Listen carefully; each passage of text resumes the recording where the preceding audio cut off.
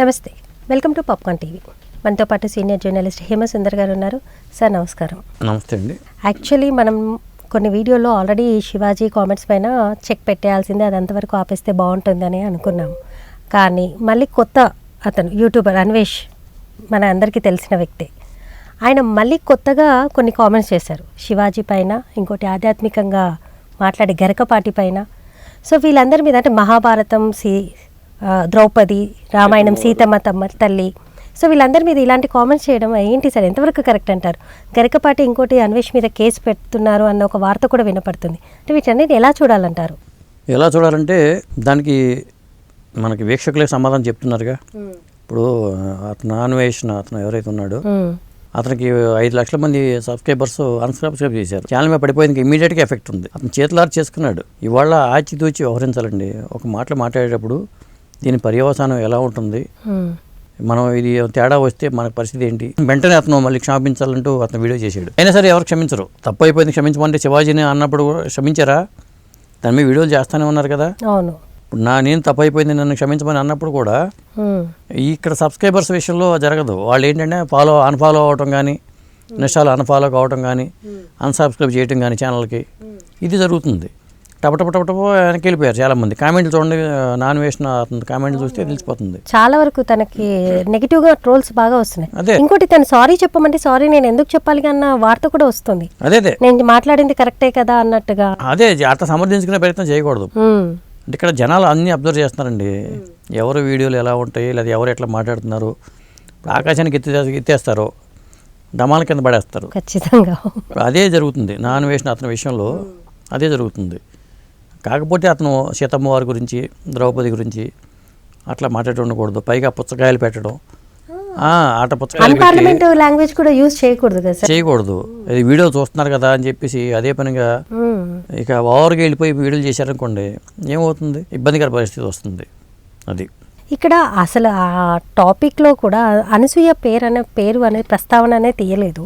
ఆయన అనసూయ ఎందుకు అంతగానము ట్రోల్ అవ్వడం, అంటే తను ఎందుకు అంత ముందుగా వచ్చేసి శివాజీ మీద కామెంట్ చేయడం, శివాజీ గారు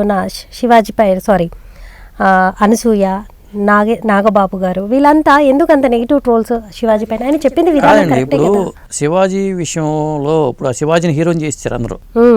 అందరూ కలిపి శివాజీని హీరోని చేశారు ఓకే ఈ విషయంలో. ఎందుకంటే సోషల్ మీడియాలో అతనికి మద్దతు పెరిగింది, వీళ్ళు చేయటం ఇదంతా. ఓకే కాబట్టి ఎప్పుడైనా తొందరపడి వీడియో చేసేటప్పుడు మనం టిక్ పెట్టుకోవాలి. ఇలా మాట్లాడితే ఈ పరిణామాలు వస్తాయి, లేదా ఒక నలుగురు కూర్చోబెట్టి డిస్కస్ చేయాలి. లేదా మాట్లాడదలుచుకుంటే మరీ మాట్లాడొద్దని అంటలా, ఒపీనియన్ చెప్పొచ్చు. చెప్పినప్పుడు మన ఒపీనియన్ చెప్పినప్పుడు దీనికి పర్యవసానం ఇట్లా వస్తుంది, ఇది మంచిదా కాదా అని నలుగురితో డిస్కస్ చేస్తే ఒక మా ఒపీనియన్ వస్తుంది. అలా చేసుకోవాలి. వాళ్ళు ఎవరు ఊరుకోవట్లేదండి, కేసులు పెట్టేస్తున్నారు. మీరు అన్నారు గరికపాటి గారు కేసు పెడతాకెళ్తున్నారు అన్నారు, పెడతారు. ఎందుకంటే హిందూ సమాజం వాళ్ళు కూడా మరి నాగన్వేషణ అతని మీద కంప్లైంట్ ఇచ్చారు.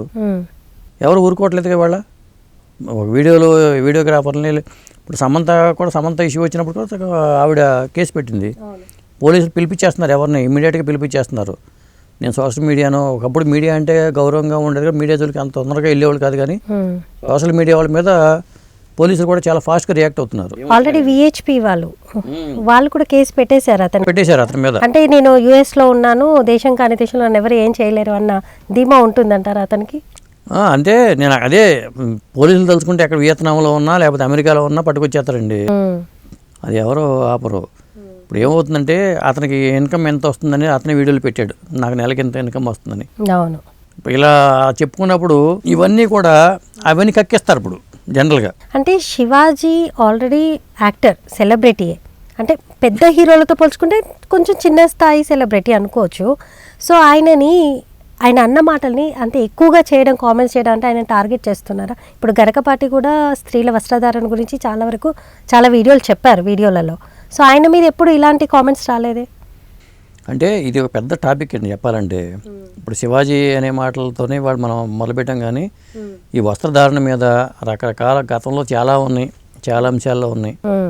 ఇది మంచి ఇది చెడు అని చెప్పడానికి వీల్లేదు. ఇది చాలా కాంప్లికేటెడ్ ఇష్యూ. అసలు దీని మీద మాట్లాడటం కూడా తప్పు అనిపిస్తుంది. మనం ఏం మాట్లాడినా, మనం నోజారినా మనల్ని కూడా టార్గెట్ చేసే పరిస్థితి ఉంది. సెన్సిటివ్ సబ్జెక్ట్ ఇది. అవును. ఇప్పుడు కొంతమంది ఏమో ఇట్లా మాట్లాడినప్పుడు తప్పు పట్టడానికి ఆస్కారం ఉంది, శివాజీని ఆ మాటలు వాడుకుని ఉండకూడదు అంటారు. నిజంగా కూడా ఆయన వాడు ఉండకూడదు, ఆయన అదే తెలుసుకున్నాడు కదా, అపాలజీ తెలుసుకొని సారీ చెప్పారు. సారీ చెప్పాడు. అదే ఆయనే చెప్తున్నాడు, ఇది అక్కడ తప్పే పరంగా జరిగింది. ఒక విషయాన్ని పొలైట్గా ఎలా చెప్పాలో అలా చెప్పుంటే ఇంత రాద్ధాంతం జరిగేది కాదు. అక్కడ అది జరగల, ఆ విధంగా మిస్టేక్ అయింది. ఇప్పుడు గరికపాటిగా తన ప్రవచనాలను చెప్పినప్పుడు కూడా చాలా జాగ్రత్తగా చెప్పేవాడు ఆయన. చెప్తారు, అవును. వినడానికి ఆసక్తికరంగా ఉండేలాగా చెప్తారు. కాబట్టి నేను గరికపాటిని ప్రతి సంవత్సరం నేను విమర్శిస్తాను, నేను చేస్తానంటూ నేను వీడియోలు చూసా, నాన్వేషన్ అతని వీడియోలు చూసా. చాలా చాలా అన్పార్లమెంటరీ వర్డ్స్ యూజ్ చేశారు. అవును, పైగా అతిగా ఉంటాయి అతని మాటలు. ఏంటంటే అతిగా ఉంటాయి. అది వీడియో వైరల్ కావడానికి పనికొస్తేమో కానీ సమాజం హర్షించేలాగా ఉండవు. ఏమవుతుంది, వికటిస్తుంది. ఇప్పుడు అతి సర్వత్రా వర్జేత అన్నాం కదా, అదే జరుగుతుంది అతని విషయంలో. ఓకే, అది కాబట్టి ఒక విధంగా చెప్పాలంటే అతను కావచ్చు, రేపు ఇంకొకరికి రావచ్చు. ఇప్పుడు కేఏ పాల్కి ఎందుకని చెప్పండి. అవును, ఆయన వచ్చి అనవసరంగా మళ్ళీ పాత విషయాలన్నీ తిరగరోడి మళ్ళీ కొంత దృష్టిలో చెడ్డ అయిపోవడమే కదా. అసలు ఈ విషయాన్ని ఇక్కడికే ఆపేస్తే బెటర్ ఏమో కదా. ఆపేసి కొత్త టాపిక్ ఏదైనా వచ్చిందనుకోండి, దాని మీద పడతారు కనీసం.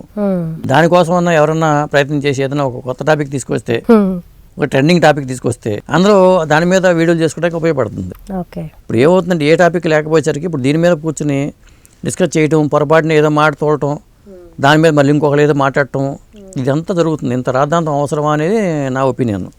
ఓకే, అది ఇక్కడతో ఫుల్ స్టాప్ పెట్టేయడం బెటర్ ఈ విషయాల మీద. సో మరొక అంశంతో మళ్ళీ కలుద్దాం. చూస్తూనే ఉండండి పాప్కార్న్ టీవీ. Thank you.